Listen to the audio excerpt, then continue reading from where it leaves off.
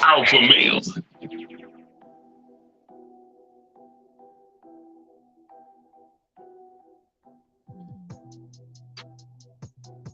What's going on, everybody? You already know what time it is. It is me. He is I, and I am him. I'm he that they call the Alpha Male, and this is a very special edition of Alpha Male Sports. Tapping in with you guys, man, this weekend. It is a major weekend, and I got some great guests for you guys today. So please be patient with me because I have to try to, manage my excitement, if you will, right? So let's just jump right into it. Last weekend, I think, in my personal opinion, I think we've had arguably the greatest display of college football in a championship setting. University of Georgia, of course, they're coming off their very first national championship since like 1980 or something like that, back when Herschel Walker or attempted Senator Herschel Walker. I had to say that. I don't know why. But anywho, yeah, y'all got to wear that. UGA, y'all have to wear that. You guys had an alumni that tried to run for Senate, and we'll deal with that later. But anywho, UGA, expected to return to dominance, and they had an incredible run. And let's not start there. TCU, I have to stop everything I'm doing right now, and I need to make sure that I give TCU their props because not only did they go in as David and shut down what is Goliath in Michigan, I have to say, man, this it was a great weekend in football. We don't have to get into the statistics because we saw it. We all saw what kind of weekend it was. So, leading into this weekend, leading into this upcoming Monday, this national championship between the University of Georgia and the TCU Horned Frogs. They're playing against Horned Frogs, everybody. I had no other choice but to bring in some people that I know for a fact is going to definitely speak to what's going to be, I think is going to be one of the best national championships to date, specifically dealing with the national championship playoff series and how things are going, especially before they expanded to 12 teams. So let me not waste any time. I brought in UGA great, former Cleveland Brown, and also former 701 Stevenson High School great DeMario Mentor is back on the show. Brother Yes, DeMario, how you holding up, man? I'm good. So how you doing, man? I'm Always a good. pleasure, man. Always a Thank pleasure. you. Thank you. I'm definitely happy to see you, man. Glad that you are here. Yes, First sir. off, before we go any further, congratulations on the season Appreciate with it. the high school this season, man. You guys showed up. You did. I think you guys did have a playoff appearance, Yes, sir. first round appearance, and this Second is round. second Actually, round. second round lost to state champion runner ups in Cedar Town. Okay, Cedartown High School. Yeah, Cedar Awesome, Town. awesome. On Nick Chubb. Another UGA. There you go. We Yes, keep it in the family. We keeping it in the sir. family. So let's get into it. What are your feelings right now? How do you feel right now, just as an alum? Very, very excited. They almost took my heart last week, but So, I mean, listen. This, if I could be some form of a therapy, this could be a therapeutic moment for you. Let it out, yeah, brother. Let it out. it We was need to. I'm just glad we back. I knew Ohio State was gonna be a tough team. I think it was gonna be a tighter score than what everybody was saying, but I didn't think it was gonna be that tight. For sure. But that last second field goal, I was in the cabins with the wifey and the kids celebrating the new year. And it would have been a good new year if we would have missed that kick. I mean, listen, it was poetic justice. I mean, the clock literally strike 12, and you were talking about you were with your wife and kids. I was with my wife at the same time, and she was battling the countdown and the game. I was like, look, No, I'm it's the watching the game. game. It's the game. Yeah, it's Like the the game. countdown is the game Don't technically, matter. right? So, Stetson Bennett, I'm starting to understand why Kirby is so in love with him and so it stands with him because it's something that he has an it factor or a comeback factor. He never bows out. He always keeps competing, and I'm starting to see it now. And I believe in the guy, man. I believe him. Like, I think he's Okay, gonna come next week. He's yeah. gonna come. He won't have a bad game. I think he's gonna step up and ride off into the sunset as a champion. You know what? Now that you bring up Stetson, and we'll definitely get into Stetson, because what I hear from him, not from him, but just the national pundits, and Mhm. especially the Georgia, the homegrown pundits, a lot of what I hear is it almost like he's almost like the second coming of Rudy. I mean, not to be funny, but it just see the rat, like not necessarily a rags to riches, but Right, a kid who grew up admiring, and I'm pretty sure he's watched you at some point. right. Hmm. And so that has to, I don't know, how does that make you feel, knowing that this guy probably grew up watching you and was like, man, I can't wait to put that jersey on. Man, it just he takes pride in it.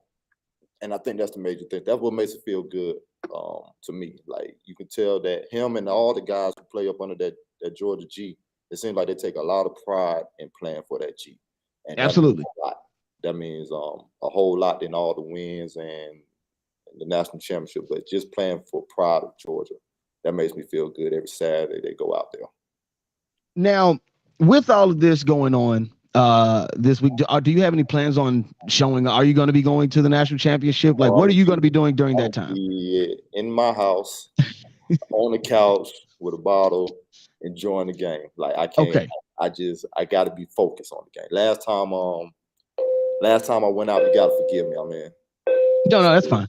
last Trust me, time I this is went out pre-recorded. and I'm editing this, so it's all good. last time went out and celebrated for the game, we lost. And that was the one Alabama. against Bama. That was one Of against Bama. course, it was in your hometown, Yeah, so you couldn't have missed it. I will not do that again. I think I jinxed Okay. myself, so I will not jinx the team. I'm going to be at home, focused, in front of the TV, ready to go. Okay. All right. That makes sense. So, said you're not going to be at the game. That's perfectly fine. Back to Stetson Bennett. Is Uh-huh. he, or would he be, if he were to win a second title in 2 years, which hasn't been done in UGA history, if he were to win a second title in 2 years, does he go down as not the greatest quarterback, not the greatest skill player, just the greatest UGA player of all time? Ooh, that's hard. That's hard. He go down as a legend. He goes down as a Okay, all legend. right, I'll take that. He Yeah, will yeah, go yeah. down as a legend.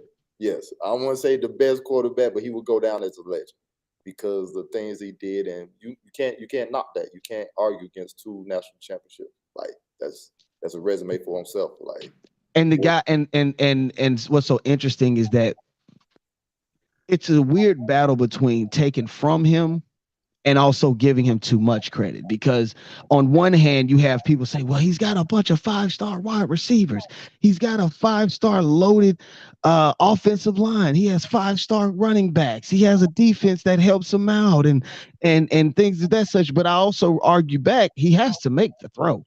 yes, he has He to make got to make the throw. You got to make the reads. It's not as if he's playing 7-on-7, or he's right. playing just with a defensive line in front of him. So uh, with that, and I know that it was a loaded question, but I had to ask that because it seemed as if this kid could possibly deliver a second national championship. Yeah. I think he's a manager. He's a game manager and has been doing a very good job. And you can see the growth in him from last year to this year.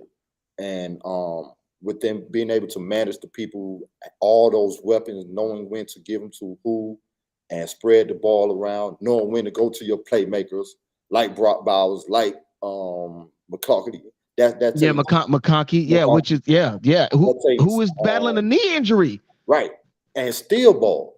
Right. Field ball. Trey Burton, holla. That's what you get. But yeah, I know that was low shot, but That was low hanging fruit, bro. I know. It's But okay. I think you got to give him respect for how he goes about the game and what he does. So He to the respects the game. yeah, and I was at first I was kind of shaky on like, what is he gonna do? Does he have it all? But he kept going out and kept proving it to me and all other people that hey, he does have what it takes. He Next keeps question, and I will stop with the GOAT conversation. okay. If Kirby Smart can deliver a second national championship, does he go down? Yes. I Yes. mean, you got to think Vince Dooley rested, God rest Yes. his soul, and you've even played under Mark Rick. Yes. Kirby Smart goes down as the. I He think goes he's down. exercised all the demons that Yes, UGA has faced. he will go down as the GOAT. You feel me? I personally think Mark Rick is the GOAT too, but Kirby has the hardware. Mm, He has the hardware, you heard it here. You heard it here. You heard it here. right? And he's a hell of a coach. Ever since he came, he don't put the right coaches in place, he don't put the right players in place to succeed. And I don't see no falling off anytime soon. I I don't. respect that. I respect that, ladies and gentlemen. You are watching Alpha Male Sports. I am he. He is I, and I'm him. I'm he that they call the Alpha Male. I'm here sitting with none other than UGA great Demario Mentor, former cornerback for the University of Georgia Bulldogs, and now football defensive coordinator. Correct, actually. Yes, co-coordinator and DB coach. Nice, nice. So you're impacting the youth and teaching them what it takes to get to the next level. We'll get into that, but before that, I want to get into a couple key players and what do you look for as far as who's going to step up in the game? In my opinion, I'm looking at defensive line. Yes, I'm they have. looking at the defensive line. I'm looking at the running backs. I feel as though you guys' defensive line, uh, you guys got a scrappy team to go against in TCU. Mm-hmm. I've argued with again my wife. Me and my wife talk about sports all Right. day. And I've argued with her as far as what it takes to get to the national championship. Completely honest, I did not expect for TCU to make it to the national championship, but their quarterback, like Stetson Bennett, is a gamer. Yes. If it comes down to it, get the ball in my hands. I'm gonna do whatever it takes to win the game. How do you see you guys? How do you see the University of Georgia Bulldogs counteracting that same energy? Basically, I think we're gonna kind of. I think the statement was already said by Kirby right after the game. Mhm. I think I think what he told Stetson, you got to play better, plain and simple. I think that message will trickle down to the whole team that everybody has to play better. Our defense line, they're gonna have to get more rush and get to the quarterback because he will eat you up. He's a better pocket quarterback than I think Stroud is, so he's gonna sit Mhm. in a Mhm. little bit, and so we're gonna have to get in there. And our DBs are gonna have to step up, man. Our DB is gonna have to be able to hold up maybe for 4 seconds. For sure, for sure. Be tighter coverage on some of those balls. And I think it would be an easier game if we do that. But TCU, they just got the swag now, man. They just locked in. They believe.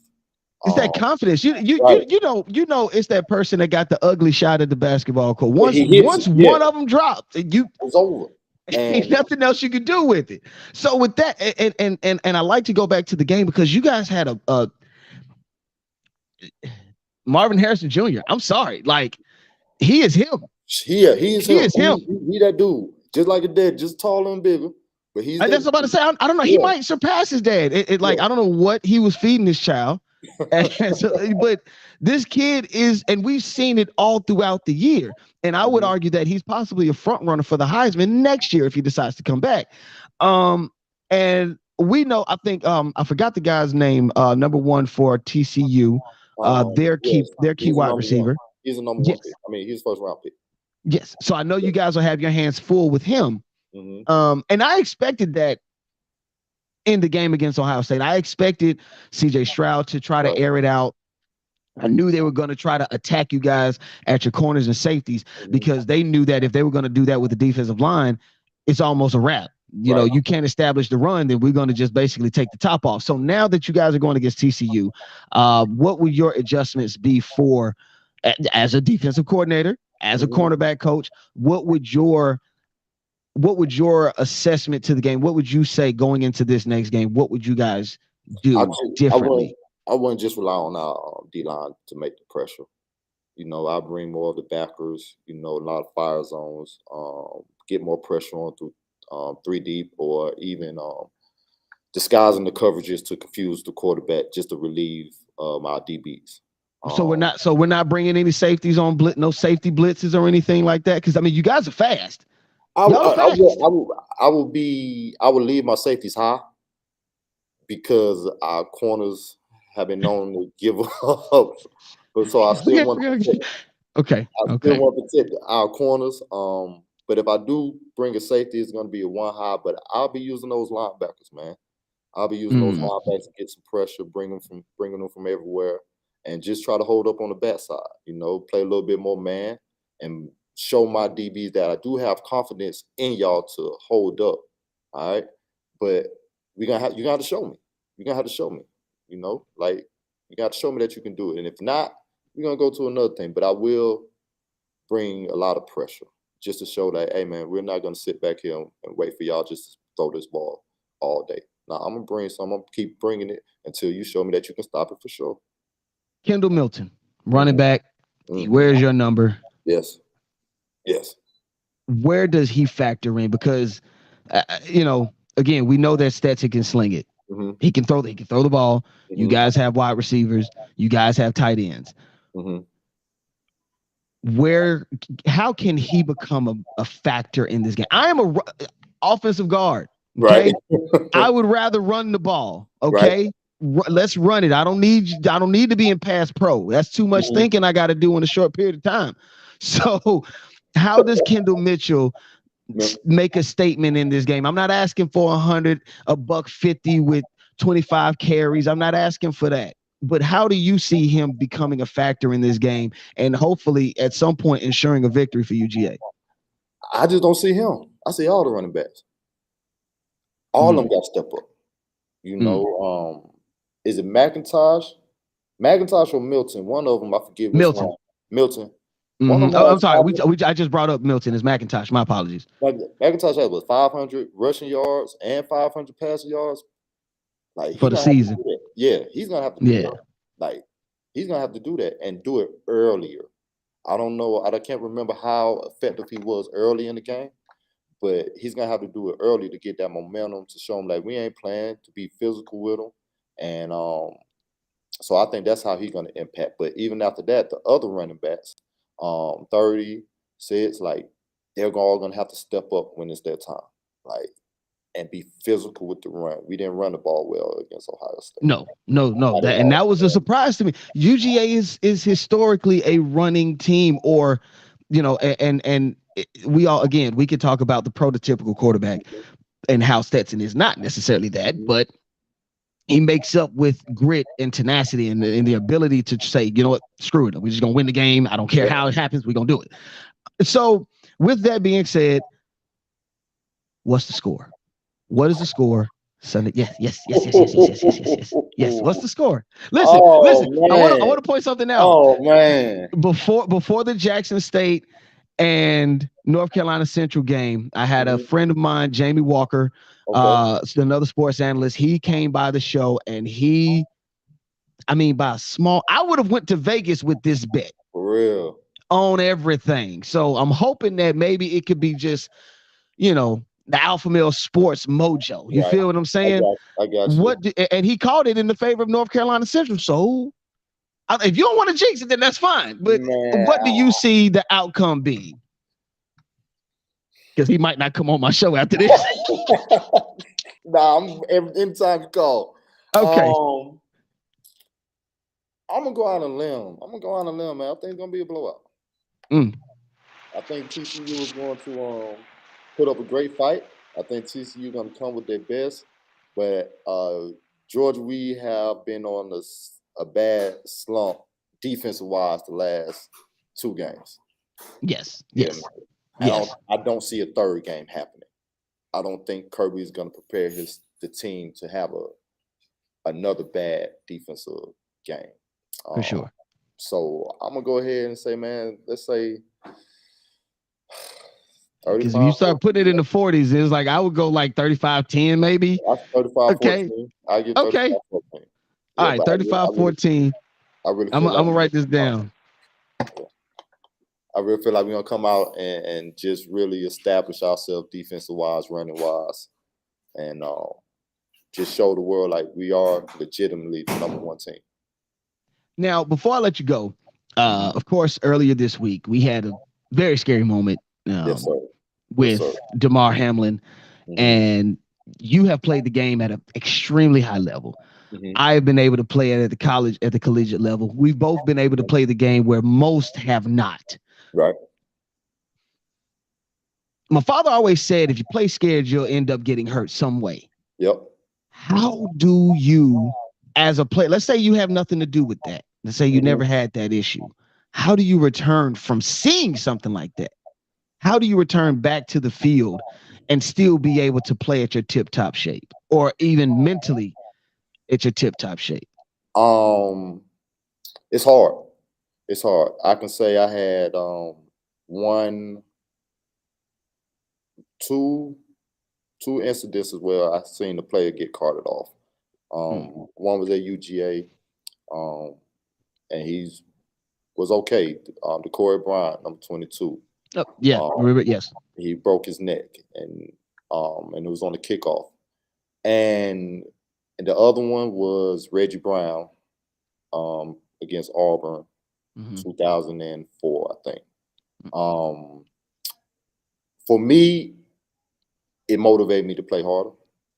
If my if my brother is out there hurt, he can't play, I'm gonna play for Wow. him. That was my how I approached it. But was I still hesitant? Yes. And it takes a Okay. couple of plays for you to get over it. And but you still got to motivate yourself every time, man. My boy just went down. Like, nah, I'm playing for him. That helped Mm. me get through it. But I know everybody doesn't think like that. I know everybody takes things differently. But even honestly, I don't even know how I reacted with that. Like we still Yeah. don't know all the Yeah. details. Yeah. No. I can say just from a big hit perspective, but that was something totally different. That It. right there with him was something Yeah. different. It was an anomaly. It was an Right. anomaly. It was nothing that because I've watched that film 10 times to Sunday. Right. Most analysts and most sports reporters have.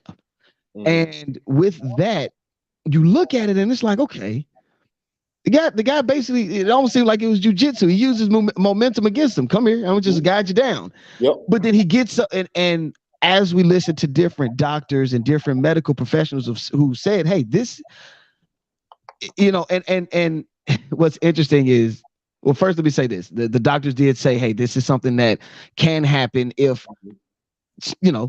the chest is blunt force trauma to a Right. degree. And one of the arguments, not arguments, the discussions that I've consistently gotten into is the equipment or player safety. This isn't that. I believe. I don't see this as being an issue of player safety. I don't see this as being an issue of the equipment or bettering the equipment, but I think it's more so y'all got to see what we deal with on a consistent basis as players. And that's what I think what makes it so scary Mm, because what caused it? I know because at first I thought it was a head injury because how he went in and mm-hmm. the helmet, it almost looked like he almost got hit with a left hook. How is Right. so I thought it was a head injury. Kind of found out it wasn't, and I think just that whole not knowing what's going on, and I think the guys, the players, they seen something that made them react like that. It, I it, think it, they it, so and I think a lot of the doctor was saying just that I forgot the specific name of it okay. or the medical term of it, but the doctor said that it's almost like that perfect moment. And I, Hmm. I use perfect loosely, but the moment where your heart is in a specific position, or like it could be pumping or something at a specific point in time, and then boom, so much force or such a jolt to It where triggers your it. heart Yeah, your heart get yeah, it triggers the cardiac arrest. And then of course again, seeing somebody having to be those chest compressions that's right in front of thousands of people, that could mess you up. That and could I mess you up. and just from looking on the outside in, like I don't know how I react because I Yeah. seen the images of them crying. I seen Stephon Diggs over on the sideline crying. Like I don't even know how I react on a situation like that. So I give those guys much respect. I give those players a lot of empathy because they literally seen a dude out on the field who might have been unconscious, Passed might have off. been Yeah. dead, Yeah. and they they stood there and watched it. Like, how can you come back from something like that? I don't think you can. And I think they Do made you the right think do you think the decision. NFL made the right decision to just say, you know what, this game just won't happen? Yes. And you really want to be honest, I think the players said it. Yeah, yeah, yeah, I think yeah, the yeah, players said yeah, we're not. No, yeah. I think the player was like, nah, we're not going out. And I just think nobody would have been right. Nobody's mind was right, and it was the best reason to call that game. Like, because nobody, you can see the soul leave their eyes, if that makes sense. No, that makes perfect sense. Ladies and gentlemen, you already know what time it is. It is me, he is I, and I am him. I'm he that they call the alpha male. And I was graced with the presence of the great Demario Mentor. Yes, he's great, ladies and gentlemen. All right. I No, appreciate it, man. listen, I'm before but humble, listen, man. Humble you every are time I come in, man. you are the sole reason why I was able to meet an NFL legend. We actually in high school we were headed to a game that you were playing. Okay, I don't know if you were playing or if you, but this was your rookie year. okay. I think it was in '07, '06 or '07, Hmm. and I was a senior. We were actually going to hold the flag for the Falcons versus the Browns that day. Okay. And Jim Brown was Jim in the Brown. tunnel. I Yes. said, and nobody knew, none of the Yes. guys on the team knew him, running backs Yes. included. I'm like, You for real? y'all don't know who this is? And he was like, because they just saw an old dude. And I'm just like, that's Jim Brown. Man, I got time for a quick story. Yeah, what's up? Um, I bought Jim Brown Popeye's chicken and ate lunch with him. That was Okay, one of well, my okay. best. Stop the music. Stop the music. Stop the music. Okay, wait. All right. I'm sitting here. I'm listening. All right, go ahead. So it was part of my rookie year. And I wasn't traveling with the team because I was hurt. And it was me and my roommate and draft pick 2 DB Justin Hamilton. And our whole thing was for the rookie hazing or rookie initiation. What we had to do Right. our rookie year was get Popeye's chicken every week for the team. That's So we cool. didn't have it They on the took it bus. easy on y'all Oh no, no, compared to like those dinners. that wasn't the only thing. That was just yeah, we had some other stuff, but we gonna Okay. yeah. All right. But Jim Brown was in the building that day.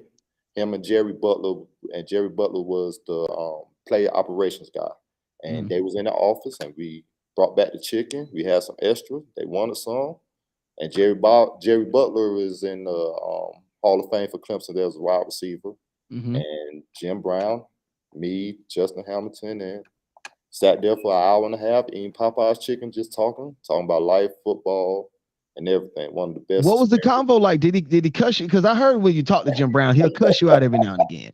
Man, I'm not gonna put Jim out there like Okay. that. All You know, right. I don't remember all the conversation. Mm-hmm. It's been almost 20 years now. That was Wow. 2006, 2007. Yeah, it was So about 18 years, yeah, 17, 18 years. so don't remember the whole conversation, but I do remember a lot of laughing, a lot of paying attention, a lot of like, dang, I'm sitting here talking to Jim Brown. Like, so Yeah. I do give you respect on meeting him and understanding the presence of a player like that.